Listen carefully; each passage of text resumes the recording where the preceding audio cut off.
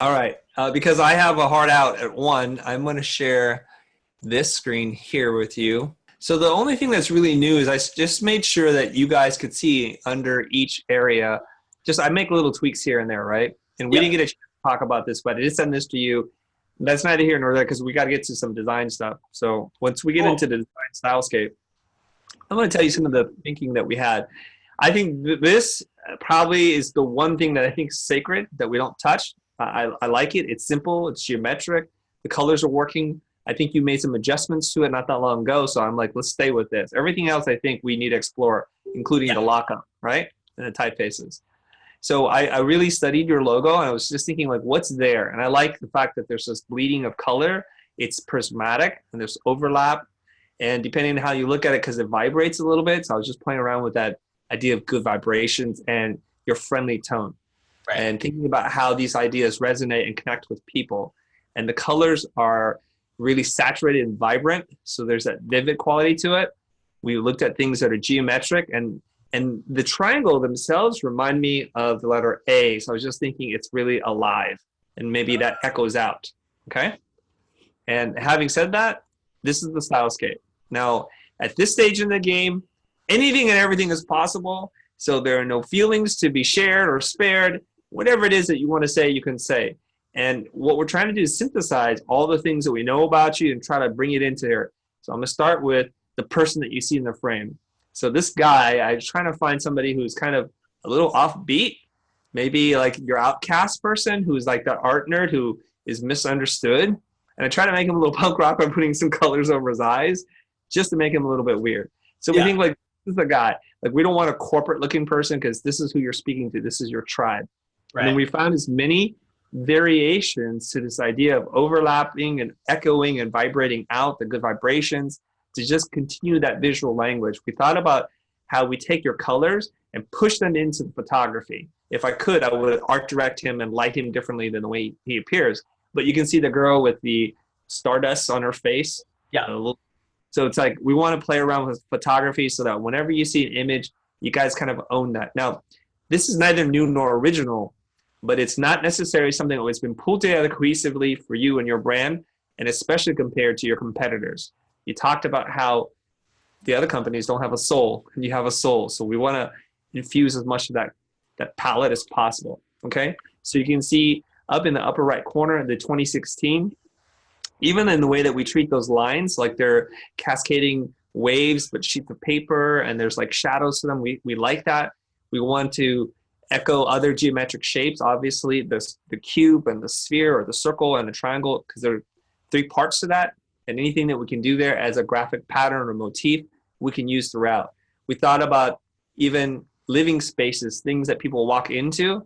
On the far left top corner, there's this kind of glass or plexiglass that has a gradient to it. We like that. I mean, we want to see it live in as many places as possible. And that's it in kind of in its broadest just overview look on it. I don't want to talk too much. You've had a little bit of time to look at it, kind of reflect, and just really speak from the heart, speak from the gut. Anything's possible. I have no feelings anyway, so you can say anything you want. Cool. All right. So I would just try again. No, I'm just kidding. This is a great start. Try some. No, okay. You gotta stretch it out a little bit before you break character. No worries. Okay. So I want to take one step backwards before I talk about the design stuff. So talking and kind of percolating with Caleb and Elena, we went back and we looked through all the exercises and everything we did. And there was kind of one little tweak that once we read the manifesto piece, Let's go and I know that that's not like directly connected yet to the visuals and all that. But one of the things I just want to bring to your attention, we felt like some of the frustrated artists, disenfranchised, bamboozled, these words, when you put them all together like this, it kind of paints a little bit of a negative picture.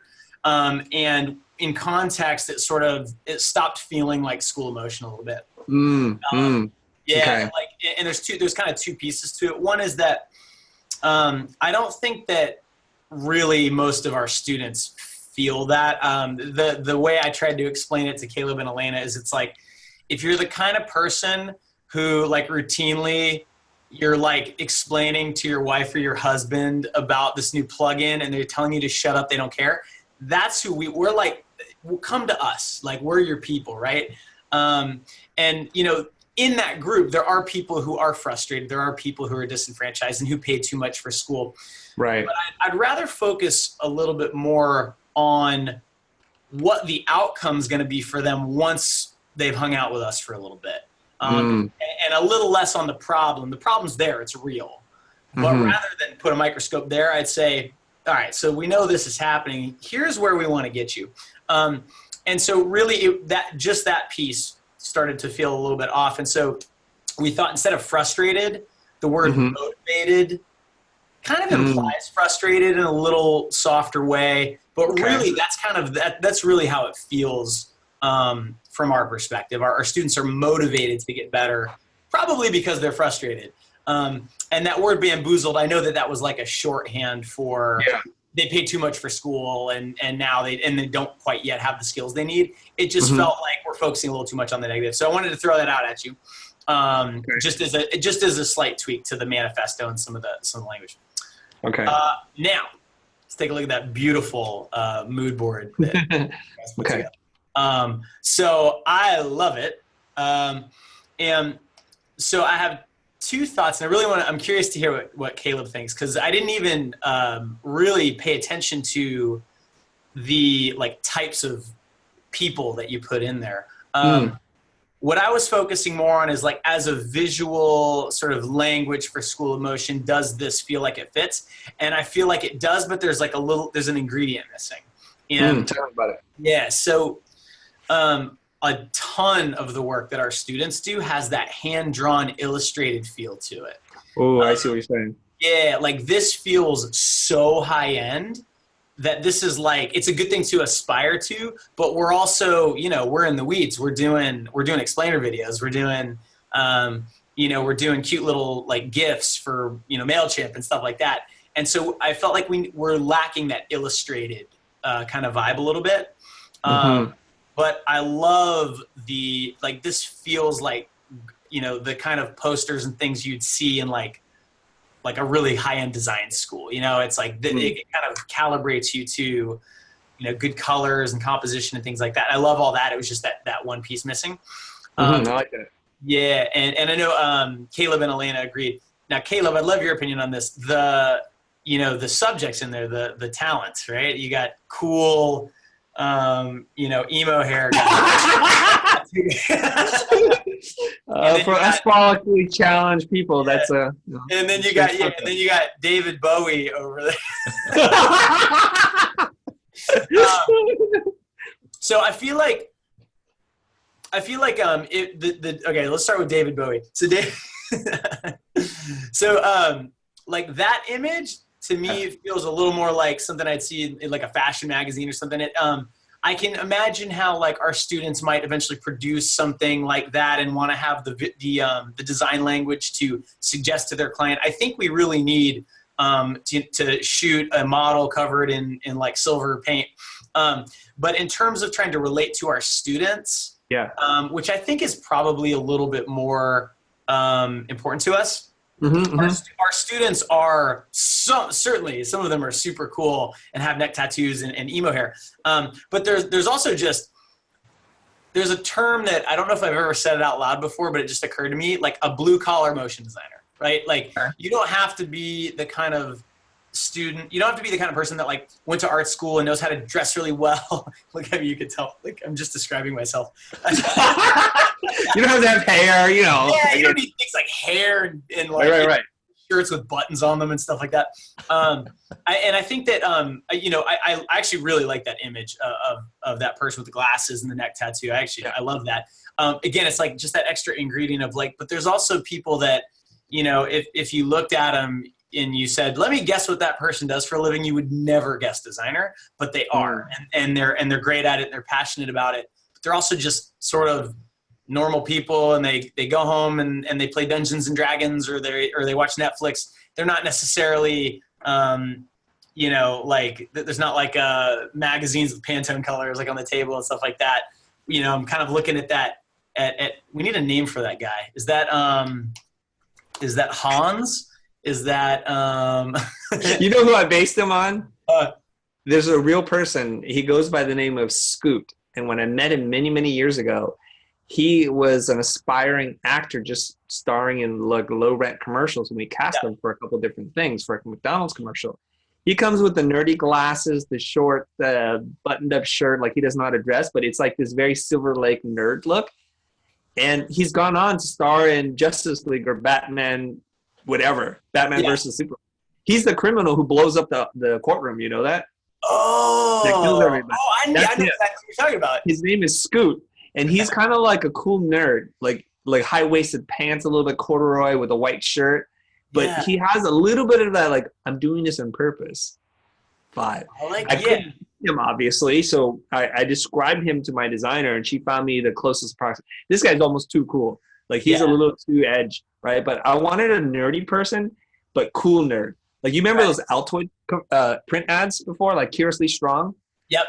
They have like girls with freckles and guys with braces, but there's something really cool about them. Yeah. So let me throw this at you. Do you know who J.R. Canist is?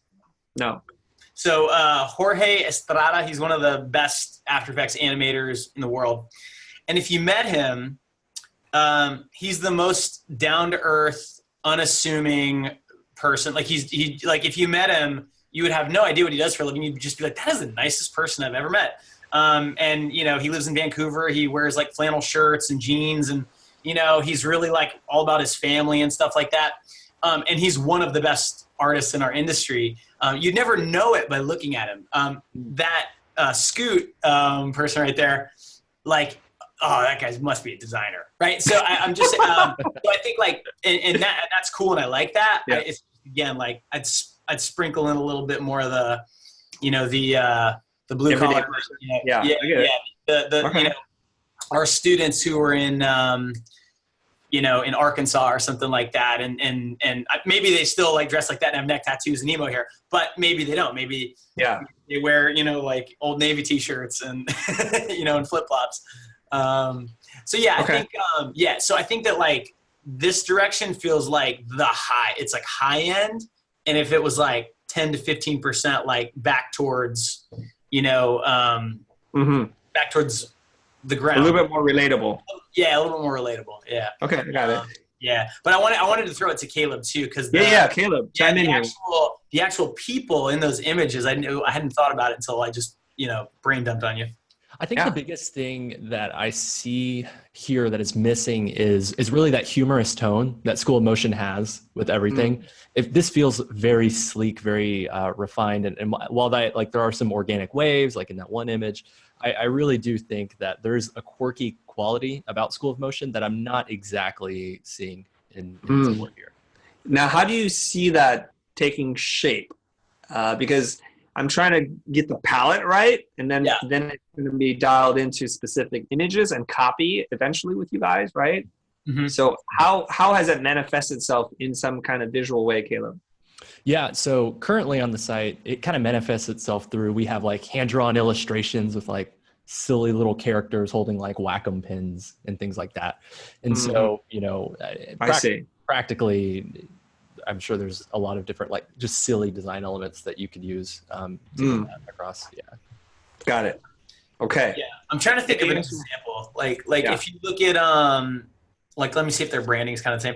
So if you look at, I mean, MailChimp, I love their branding. It's probably a little too far towards like that totally hand-drawn, illustrated, kind of thing. But the way they handle it, even like some of their typography choices, it's very friendly, but it still looks sophisticated.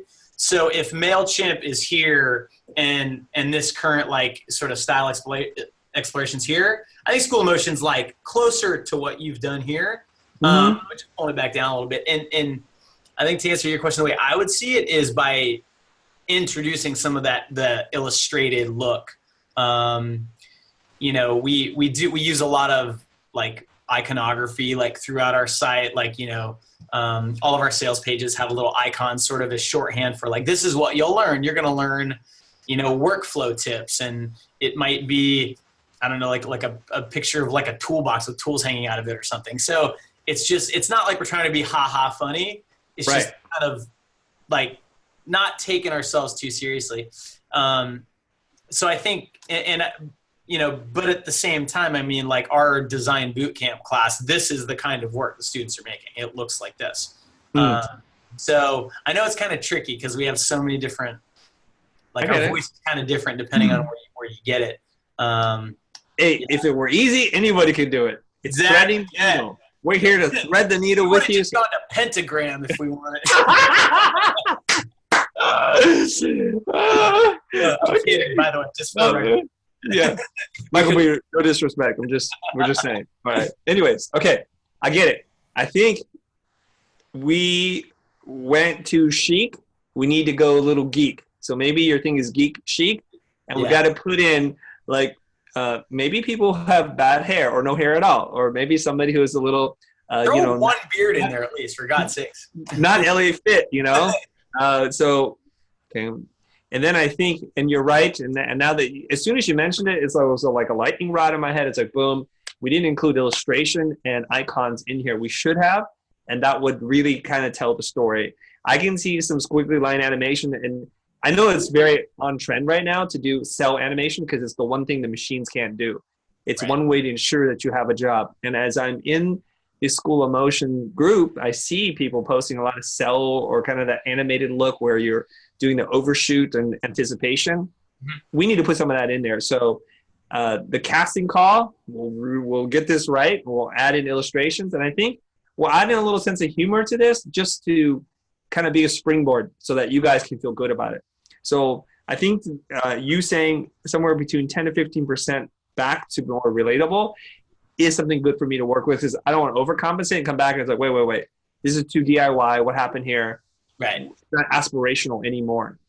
So like you see, like for me, one of my favorite little images is this image in the center with this kind of dark blue and orange sun that glows up. Now that's just a little something, right? If we put an image in front of that and put a little illustration and some icons and some cool type, that's something funny that you would say and sounds like in your voice, I think that would be perfect. So we'll figure this thing out. We'll go back, we'll make some tweaks, and this is exactly what the Stylescape was meant to do. Okay? So give me a couple of days. I'll circle back with my team. I'm not concerned about the schedule just yet, so we're still good. And once we feel like, I think within this is where we need to go visually, where we'll arrive, then my designer will go in and start designing examples for the different systems that you've asked us to look at. That's perfect, man. Well, this is a great start. Thank you so much for putting this together. It's really helped to like focus our energies on something.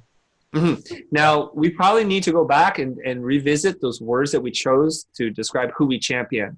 I get it. The manifesto, as manifestos are, take a position and they sometimes sound angry, right? So it's like you don't want to be negative, and we'll figure out a way to do that. So if you guys with, I forget the girl's name, the woman's name, Eleanor? Elena, if you guys can go back and just like, let's redo that. Let's revisit this document and give me 5 or 6 more words on how you would describe people, seeing how it plugs in. Okay? That will help me. And then when I update the Stylescape, I'll also update those words and update the manifesto. Perfect. But that's something that you should feel like really excited to share or talk about, even internally. Like, hey guys, does this sound like us? And if it doesn't, this is a good time to tweak that, because then we missed the mark. Got it. All right, perfect. Okay. We'll take care of that. We'll get that to you in the next day or two. And I can't wait to see where this goes. Super. Okay, look at that. Even with our lateness and all that kind of stuff, miscommunication, we're here. And I walked away with a hot tip on how to set up my Zoom links automatically. Exactly. Yeah, it does. All right. Okay, guys. I think that's it. You guys have a hard out as well, right? Or it's just me? No, I could waste a lot more of your time here. All right, guys. Thanks very much. I will talk to you guys next time, okay? Yeah, we'll talk to you. All right, later. Bye-bye.